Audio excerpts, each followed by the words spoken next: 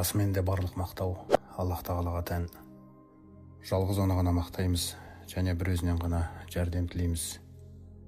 Жан дүниелеріміздің жамандықтарынан, істеп қойған істеріміздің кесірінен оған сыйынамыз. Ол кімді тура жолға салса, оны адастырушы жоқ.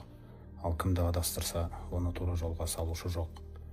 Аллах тағаладан басқа тәңір жоқтығына, серігі жоқ, жалғыз екендігіне куәлік береміз. Және де Мұхаммед оның құлы, әрі елшісі екендігіне куәлік береміз.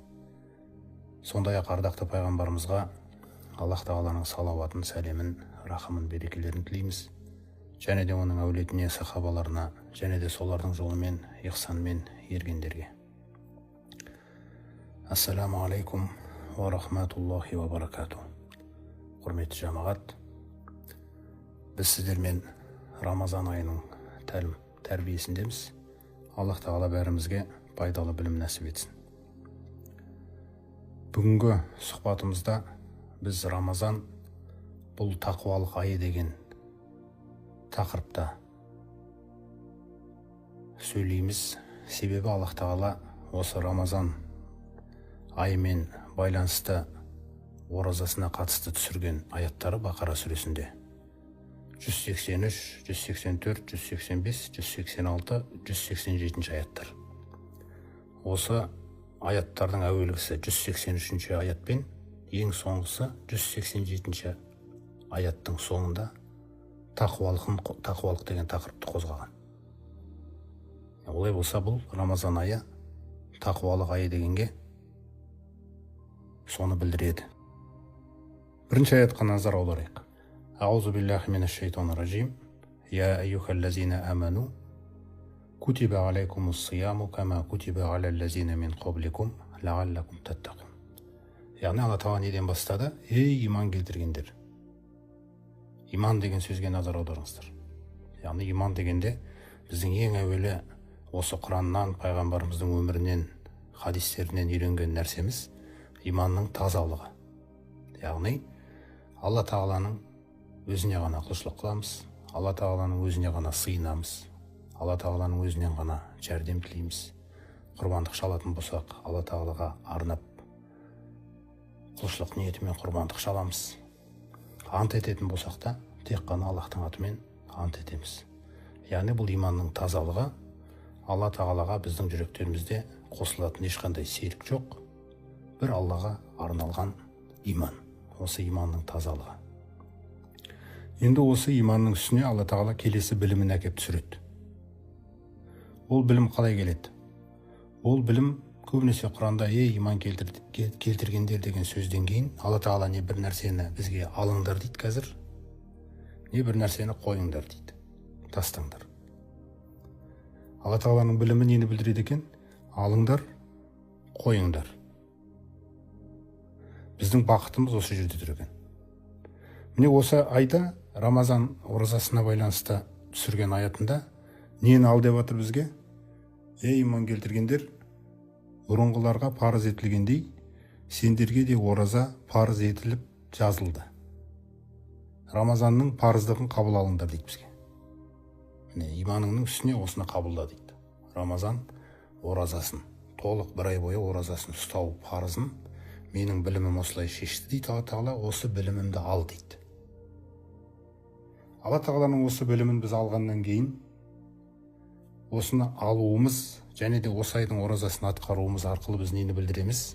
Лааллакум таттақун, тақуалықты танытамыз Аллаға. Яғни Раббымыз біз бойұсындық, Рамазан айының оразасын біз ұстаймыз және осы арқылы өзіңнің уәде еткен сауаптарыңды тілейміз деп біз Рамазан айының оразасына кіруіміз арқылы, осыны ұстауымыз арқылы Аллаға деген тақуалықты танытамыз. Яғни тақуалықты қарапайым тілде түсіндірген кезде біз Алла тағаланың қадірін абайлаймыз. Оның қадірі өте үлкен. Алла тағаладан келген біліммен ойнауға болмайды. Біз оның қадірін абайлаймыз және де осы Рамазан парыз болды деген білімін абайлаймыз. Сөйтіп біз Рамазан айына қазір оразаға кірдік. Осы оразаны ұстап бастап жатырмыз. Бұл біздің Аллаға қарай танытып атқан тақуалығымыз. Біз тақуалықты білдіріп жатырмыз. Енді сол жаңағы 183-тен бастап 187-ші аятқа дейін Алла Тағала біз енді Рамазанға кіргеннен кейін ораза ұстауға кірдік. Енді бұл оразаның ішінде тағы білімі бар Алла Тағаланың. Яғни біз өзіміз қалағандай ұстай алмаймыз бұны. Біз Алла Тағала қалай үйретеді, солай ұстаймыз. Яғни Алла Тағаланың бізге бұл айда рұқсат ететін нәрселері бар, тыйым салатын нәрселері бар. Күндізгі уақытта мысалы Алла Тағала бізді адал тамақтан, судан тыйып жатыр. Түнгі уақытта бұл нәрселерді алыңдар, жеңдер деп жатыр. Алла Тағаланың бізге Рамазан айында мынандай нәрселерді алыңдар да, мынандай нәрселеріңді қойыңдар деген білімі қоса берілді. Енді біз Рамазанға кіргеннен кейін де таң атқаннан кешке дейін біз не істейміз? Алла Тағаланың рұқсат еткен нәрселері мен тыйым салған нәрселерін абайлаймыз. Неге? Бұл Алладан келген білім. Сондықтан 187-ші аяттың соңында Алла Тағала не дейді? Казалика юбаййинуллаху аятихи линнаси лааллахум яттақун. Осылайша Алла Тағала өзінің аяттарын баяндайды. Яғни бұл оразаның кезінде не бізге рұқсат, не бізге тыйым салынады. Осының бәрін баяндайды. Енді Алла Тағаланың осы баяндаған үкімдеріне байланысты біз Алланы абайлаймыз. Оның қадірін, ол қалай айтты, солай істеу керекпіз. Бәлкім адамдар Аллаға тақуалық танытар дейді. Сонда байқаған нәрсеміз не болды? Рамазан айына байланысты түсірген Бақара сүресіндегі аяттардың әуелгісінде де тақуалықты танытасыңдар деген сөз түсті. Және де 187-ші аятының соңында да бәлкім адамдар тақуалықты танытар дейді. Олай болса қараңыздар, бағанағы иман. Осы иманның үстіне Алла Тағала оразаны қойды бізге. Мынаны атқар деді. Енді біз сол оразаны атқаруымыз арқылы Алла Тағала сыртқа біз осы ораза деген жемісті шығарсақ, иманнан кейін. Бұл жемісіміз ғой біздің. Алла Тағала бізге мұны бұйырды. Біздің иманымыздан қазір ораза деген жеміс шығып отыр. Дұрыс па? Сыртымызға. Осыны біз жанымызбен, тәнімізбен істеп жүрміз қазір. Алайда бір керемет нәрсе, дәл осы оразаны ұстаған кезімізде жүрегімізде, жан дүниемізде тағы бір жеміс пайда болады екен. Ол тақуалық. Сол тақуалық арқылы жаңағы иман кемелденеді. Мысалы, кейбір адамдар бар, оразаға немқұрайды қарап ұстамауы мүмкін. Жүрегінде иман бар. Ол Алла Тағаладан келген білімді абайлаған жоқ, оны ұстаған жоқ. Сөйтіп оның иманы не ораза деген жемісті де берген жоқ, және оның жан дүниесінде тақуалық дегенде жеміс пайда болған жоқ. Ең маңызды жеміс қай жеміс екен? Тақуалық деген жеміс жүректегі. Өйткені сол тақуалық арқылы иман кемелденеді. Әрине Аллах Тағала бізді тек қана оразамен шектеген жоқ қой. Мысалы, кез келген Алла Тағаланың бізге мынаны алыңдар деген бұйрықтары. Мысалы, Алла Тағала оразаны ал деді, алдық. 5 уақыт намазды ал деді, алдық. Қараңыздар. Қажылық жаса деді, алдық. Шамамыз келгендеріміз. Сосын Алла Тағаланың тыйымдары бар. Ата-анаңа туф деуші болма. Көршіңе зиян тигізбе, мысалы. Адамдарға жақсы сөз ғана сөйле. Бұның барлығы білім, Алладан келген білім. Бұны қадірлеу керек, бұны абайлау керек. Неғұрлым осы нәрселерді өмірімізде теріп аламыз, соғұрлым олардың әрқайсысы жаңағы тақуалықта күшейте береді жүректегі. Намаздан бізден талап етілетін мақсат ол не? Тақуалық. Оразадан Алла Тағала бізге нені қалайды? Ол тақуалық. Құран оқып отқан кезіңізде сізден не қалайды? Тақуалық. Яғни кез келген Алла Тағаланың сізге ал деп айтқан нәрсесі сізге тақуалықты береді. Таста деген нәрсесі тастаған кезіңізде сізге тақуалықты береді. Міне осы тақуалық деген нәрсе жүректің амалы. Осы нәрсе біз үшін өте маңызды. Сонда оразаның басқа амалдардан айырмашылығы неде дейтін болсақ? Мысалы, біз намазға кірдік, Аллаху Акбар деп намазға кірдік те, Құдай қаласа ол намаздан бір 5 минуттан кейін, 10 минуттан кейін, 15 минуттан кейін шығамыз. Яғни біз Алламен қасиетті мінәжатта қанша уақыт болдық? Көп болса бір 15 минут болдық. Одан кейін намаз бен келесі намаздың арасында біз босап кетуіміз мүмкін. Ал Рамазанға қараңыз, таңертең сіз аузыңызды бекітумен қасиетті мінәжатқа кіріп кеттіңіз де, енді қашан шығасыз одан? Тек қана күн батқанда. Олай болса Рамазан айы басынан аяғына дейін не нәрсе екен? Тақуалық. Осы тақуалық деген нәрсе өте маңызды.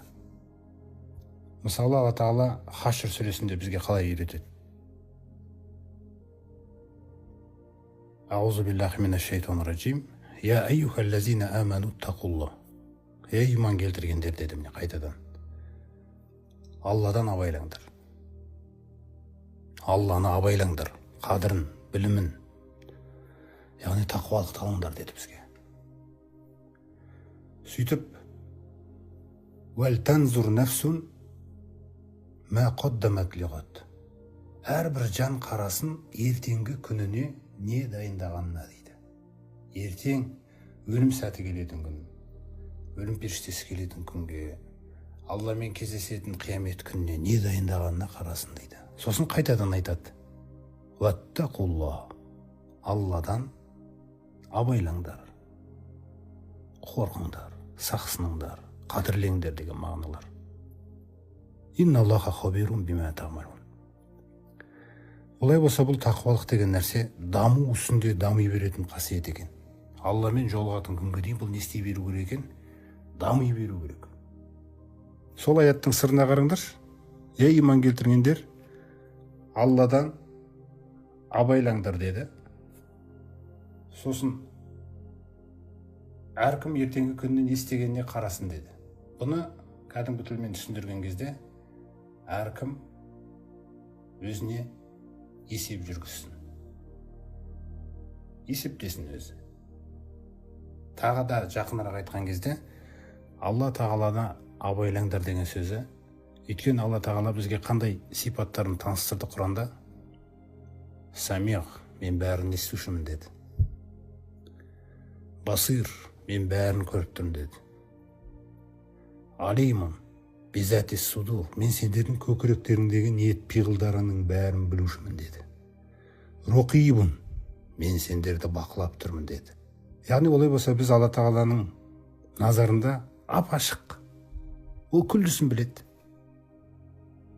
Олай болса, Алладан абайлаңдар деген сөзіне, Алла Тағала мені бақылап тұрғанын мен де сезіну керекпін енді.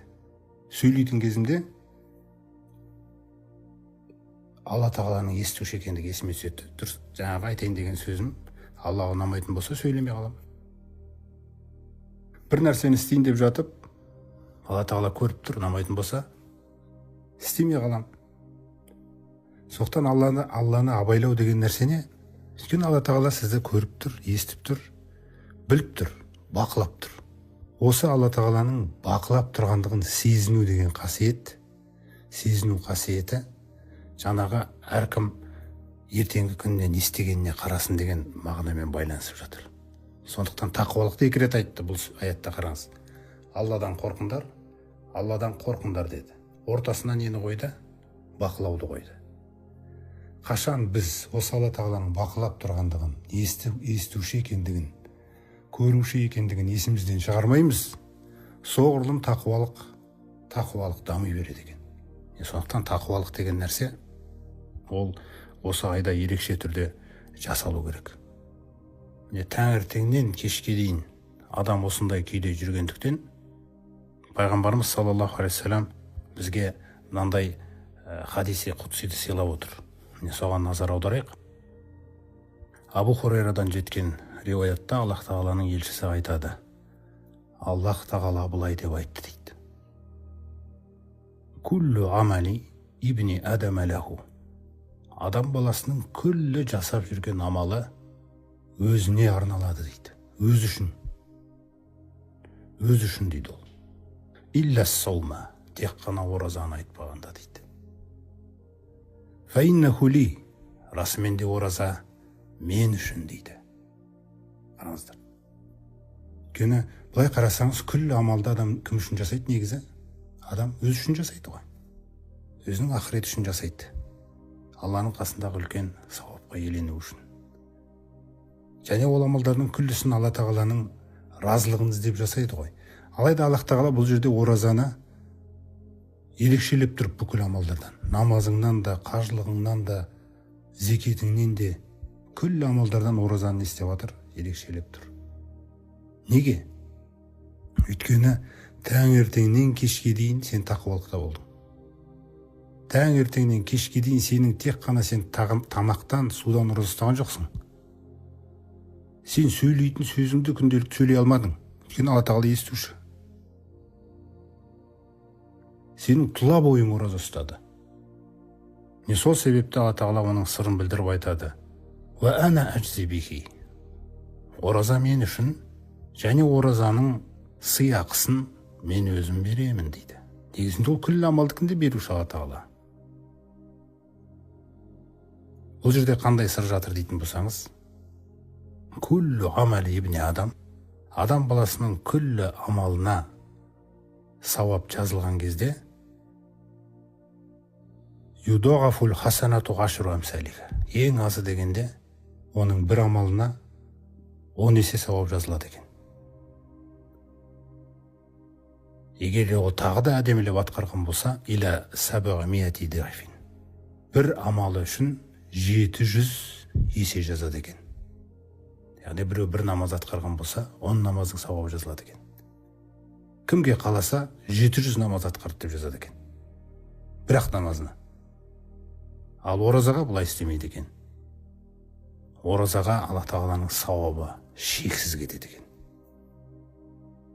Есебі жоқ. Шексіз сауап жазылады да, Алла тағала өзі айтады. Оразаның сыйақысын мен өзім беремін. Өйткені ол ядау тағамаху ва шарабаху ва шахватаху мин ажли.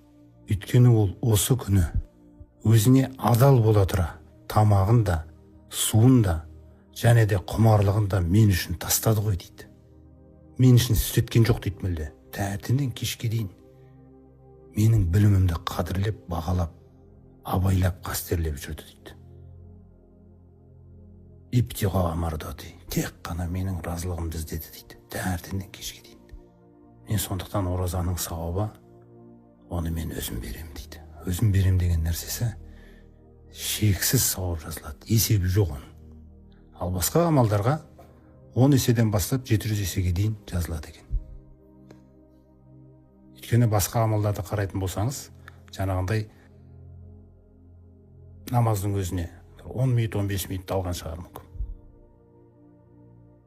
Қажылыққа барған кезде де ол бір 5-6 күнді алған шығар амалдар.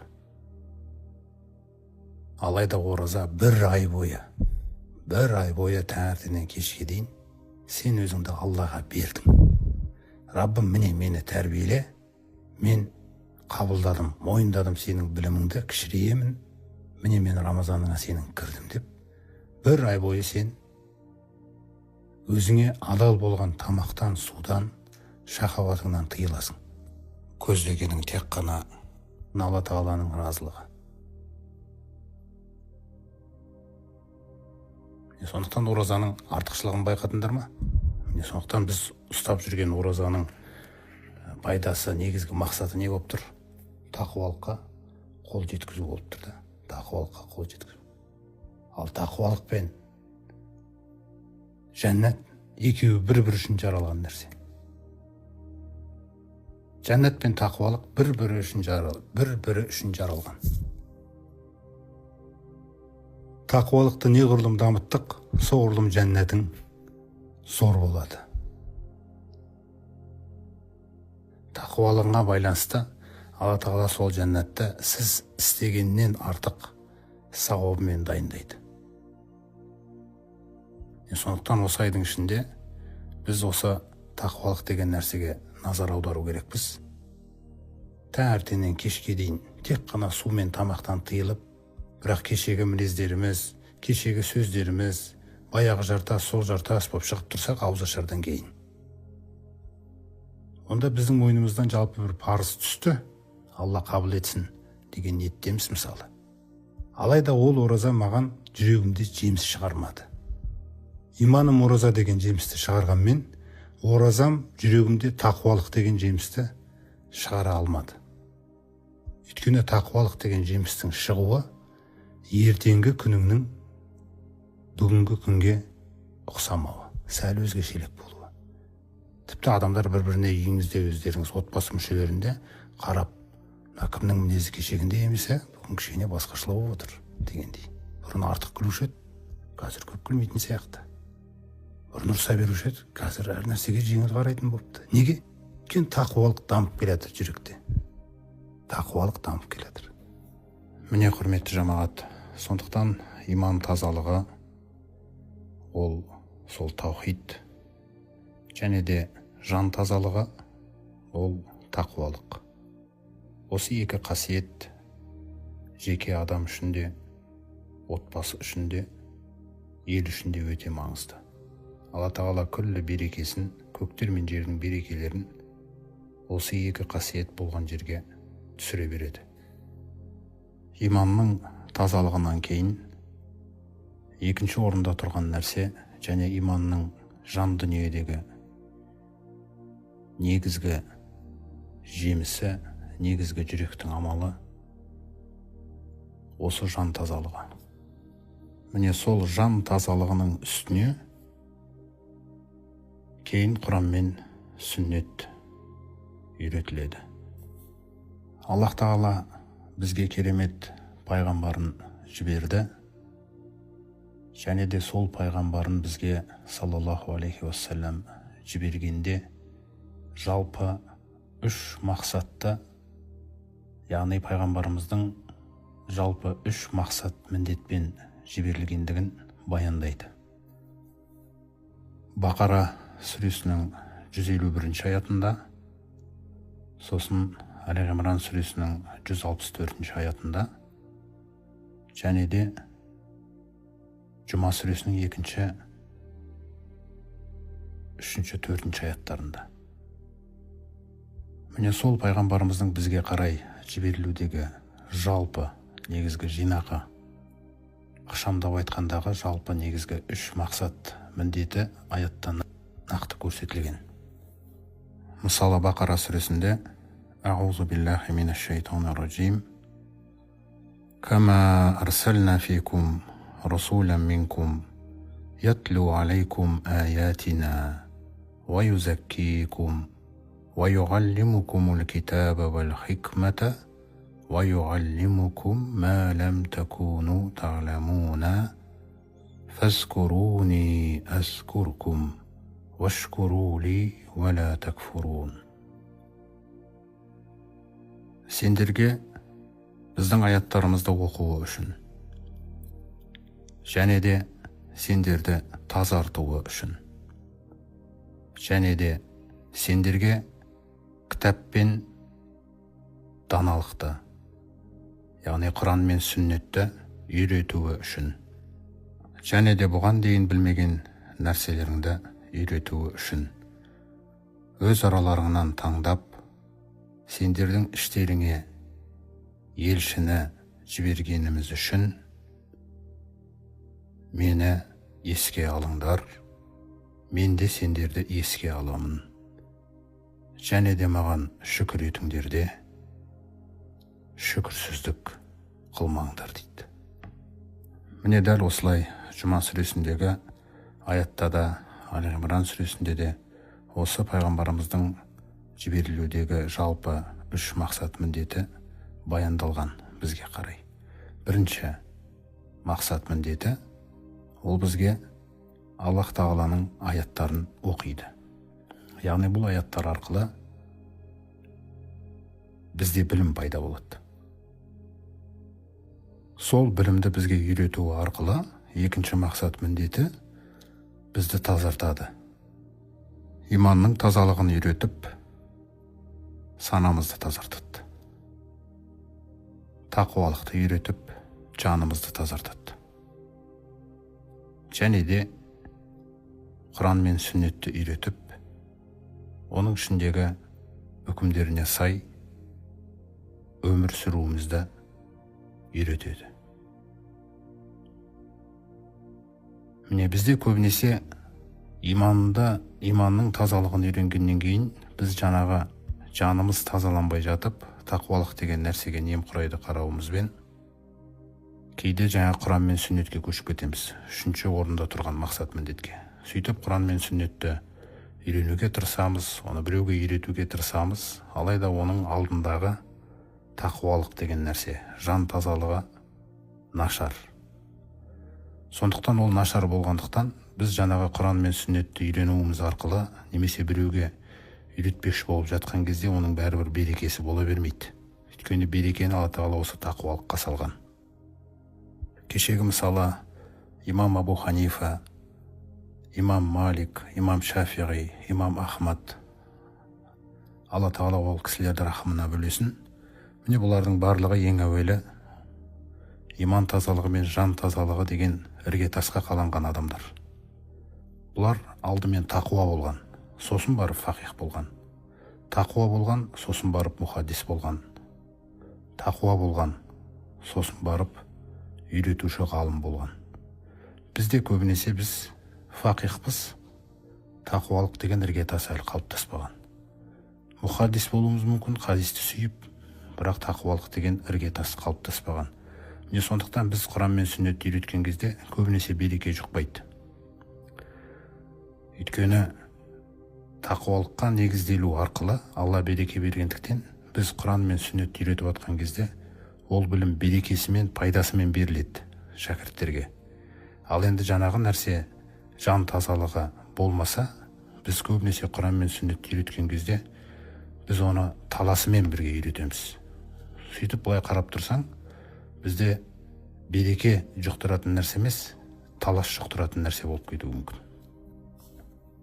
Сондай-ақ мысалы біз 5 уақыт намаз оқимыз. Бірақ та біреуді көре алмай жүреміз. Біреуді аңдып жүреміз. Біреудің айыбын іздейміз. Біреумен араласпай тастап кетеміз. Біреумен бақталасамыз. Тахаджуд оқимыз, тағы осылай істейміз. Ораза ұстаймыз, тағы осылай істейміз. Құран оқимыз, сүннет оқимыз, бірақ жаңағы қасиеттер біздің бойымызда жалғаса береді. Неге? Өйткені жан тазалығы деген нәрсе. Кез келген істеп атқан салиқалы амалдарымыз, нәпіл амалдарымыз болсын, парыз амалдарымыз болсын, жаңағы тақуалықта уайым қылмаған. Міне мысалы пайғамбарымыз саллаллаху алейхи вассалам бізге былай деп айтады, Абу Хурайрадан риуаят етілген хадисінде: «Ла тажассасу». Бір-бірлеріңді аңдымаңдар. «Вала тахассасу». Бір-бірлеріңнің айыптарыңды іздемеңдер. «Вала табағаду». Бір-бірлеріңді жек көрмеңдер. «Вала тахасаду». Бір-бірлеріңді күңдемеңдер. «Вала тақатағу». Бір-бірлеріңмен байланысты үзбеңдер. «Вала тадабару». Бір-бірлерімен араласпай теріс айналып кетіп қалмаңдар. «Вала танафасу». Және де бір-бірлеріңмен бақталаспаңдар дейді. «Вакуну ғибадаллахи ихванан».